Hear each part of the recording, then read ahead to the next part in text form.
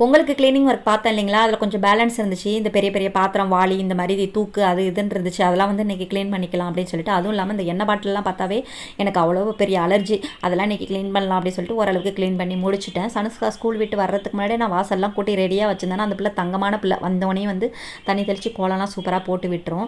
அது வந்து சாப்பிட்றதுக்கு எதுவுமே இல்லை. சரி ஏதாவது ஸ்நாக்ஸ் ரெடி பண்ணி வச்சிடலாம் அப்படின்னு சொல்லிட்டு ஃப்ரெஞ்ச் ஃப்ரைஸ் தான் ரெடி பண்ணலான்னு நல்லா இந்த ஷேப்பில் கட் பண்ணிவிட்டு கொதிக்கிற தண்ணியில் போட்டு ஒரு கொதி வந்ததுக்கப்புறம் அதை எடுத்து பச்சை தண்ணியில் போட்டு விட்டுட்டேன். அதுக்கப்புறம் அதை ஃபில்டர் பண்ணிவிட்டு கொஞ்சம் கார்ன்ஃப்ளவர் மாவு தெளித்து நல்லா சூப்பராக மிக்ஸ் பண்ணி ரெஸ்டிங்கில் விட்டுட்டு ஆயிலில் போட்டு பொரிச்சு எடுத்திங்கன்னா சும்மா கேஎஃப்சி மாடலில் செமையாக இருக்குமா அப்படின்னு சொல்லி சனுஸ்காவே நான் அப்ரிஷியேட் பண்ணிச்சு. நிஜமாவே நல்லா தான் இருந்துச்சு. நானும் சாப்பிட்டு பார்த்தேன்.